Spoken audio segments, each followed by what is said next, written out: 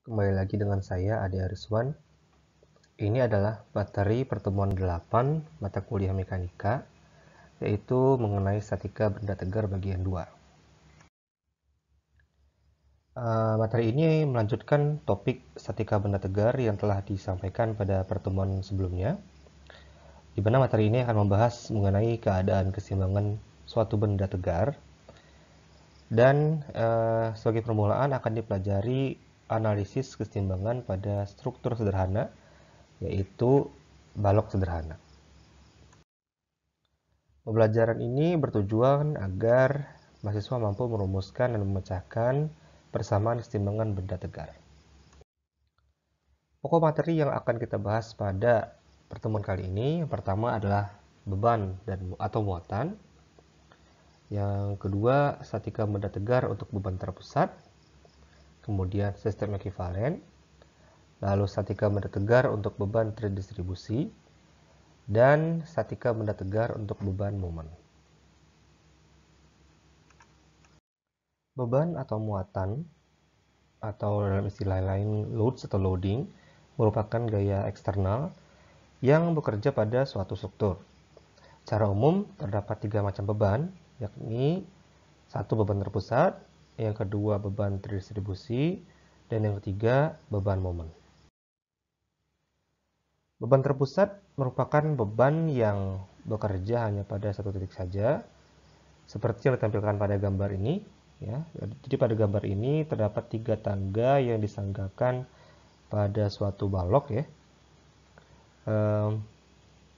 Jadi pada balok ini ada tumpuan sendi di titik A sini dan tumpuan roll di titik B. Tiap tangga menghasilkan beban sendiri-sendiri yang lokasinya persis berada di tiap titik kontak pada balok. Jadi di sini ada tangga ya di F1, F2 dan F3. Masing-masing ini adalah tangga yang di sini, ini F1 di sini, ini F2, ini F3 di sini. Lalu titik kontaknya ada di sini, persis ya. Jadi di setiap titik kontak ini ada beban yang diberikan. Nah, tiap beban ini ya, karena hanya berlangsung pada satu titik saja, maka ini termasuk beban terpusat. Dan besarnya beban ini dapat ditentukan secara langsung. Sedangkan beban terdistribusi ini bebannya berupa area, karena titik sentuhnya juga berubah area. Beban terdistribusi ini nanti akan terbagi menjadi 2 jenis ya. Yang pertama beban terdistribusi merata dan beban terdistribusi tidak merata. Jadi ada 2 gambar di sini. Di gambar yang sebelah kiri ini adalah contoh dari beban terdistribusi yang merata ya. Jadi ini ada penyangga bagian dari lantai ya, bagian dari lantai dari suatu gedung. Dan di sini ada baja penyangganya ya. Dan di sini ada orang yang di dalam gedung ini. Tentu ditotalkan, dijumlahkan bebannya, itu akan menjadi beban yang merata seperti ini. Ya, walaupun sebenarnya dalam praktiknya tidak persis merata, tapi dalam kasus ini kita sederhanakan menjadi beban terdistribusi yang merata. Oke, jadi pada gambar sebelah kiri ini adalah contoh dari beban terdistribusi merata.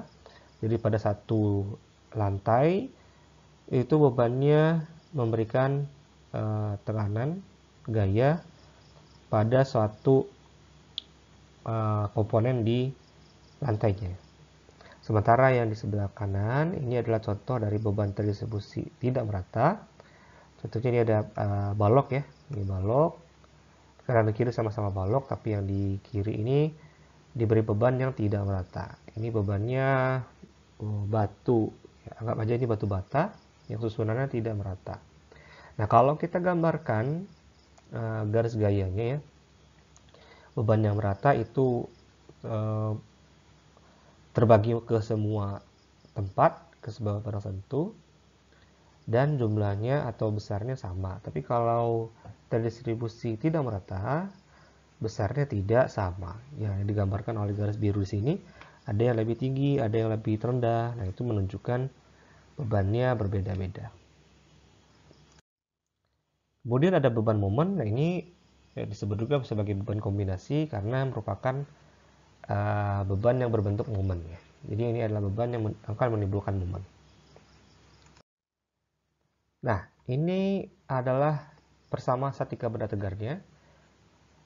Ada 3 kriteria ya untuk 3 dimensi, yaitu sigma fx sama dengan 0, sigma fy sama dengan 0, dan sigma fz sama dengan 0. Begitu juga dengan momennya.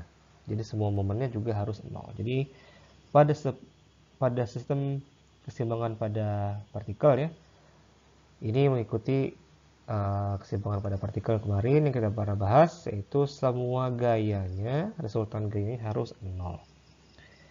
Sementara pada keseimbangan benda tegar, syarat ini masih berlaku dan ditambah juga momen resultannya harus 0.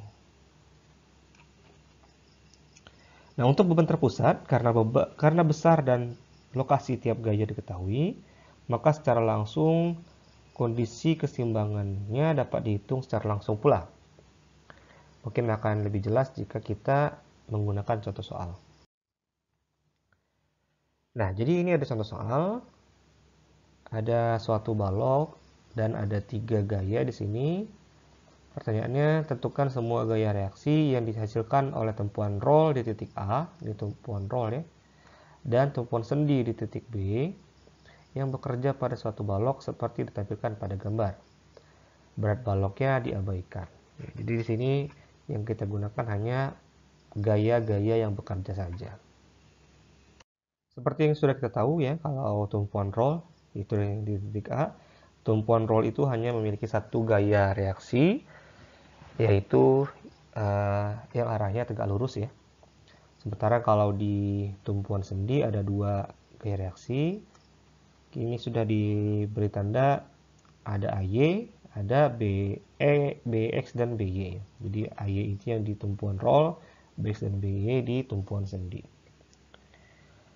Nah, jadi gaya yang 600 Newton tadi, yang diagonal, itu kita pecah menjadi komponennya, komponen pada sumbu X dan sumbu Y. Yang komponen pada sumbu X di sini dijabarkan menjadi 600 cos 45 derajat, dan gaya pada komponen pada sumbu Y adalah 600 sin 45 derajat. Dari sini kita bisa menghitung sigma fx-nya sama dengan 0 ya. Jadi syarat pada keseimbangan tadi, sigma fx-nya harus 0. Yang gaya yang berada pada sumbu X atau yang bekerja pada sumbu X adalah 600 cos 45 dan BX ya. Arahnya berlawanan sesuai dengan konvensi kemarin, yang ke arah kanan dinilai positif, yang ke arah kiri bernilai negatif. Jadi di sini BX-nya bernilai negatif. Dari sini kita bisa mendapatkan bahwa BX nilainya adalah 424,26 Newton. Kemudian sigma FY sekarang pada sumbu Y-nya ada 600 sin 45 derajat, ada AY, ada BY, ada 100 Newton, ada 200 Newton. Perhatikan tanda panahnya, yang panahnya ke arah atas bernilai positif, sedangkan yang berarah ke bawah itu bernilai atau bertanda negatif ya. Jadi di sini kita rumuskan AY tambah BY minus 600 sin 45 derajat kurang 100 Newton kurang 200 Newton sama dengan 0, sehingga kita dapat persamaan bahwa AY tambah BY sama dengan 724,26 Newton. Jadi ini belum selesai ya. Kita harus cari salah satu antara AY dan BY. Nah, di sini kita akan menghitung momen ya. Ada beberapa pilihan titik, bisa di titik A, bisa di titik B, bisa di titik D atau titik yang lain. Tapi tips ya, sebagai tips yang paling mudah, sebaiknya cari titik di mana gayanya paling banyak yang bekerja di situ. Kenapa? Karena gaya yang bekerja pada titik tersebut tidak akan menghasilkan momen, sehingga momennya 0 ya. Jadi sangat mudah sekali untuk perhitungan lebih lanjut. Kita gunakan titik B sebagai titik putar, titik poros ya, sehingga yang bekerja hanya AY 100 Newton, kemudian 600 cos 45 dan 600 sin 45. Jadi di sini kita hitung AY dengan gayanya adalah 7 Newton di sini. Kenapa 7? Yaitu ini adalah jarak antara AY dengan titik B secara tegak lurus ya. Ini AY ke arah atas, berarti lengan momennya atau jaraknya harus yang vertikal. Maaf, yang horizontal ya. Jadi 2 tambah 3 tambah 2, 7. Berarti di sini 7.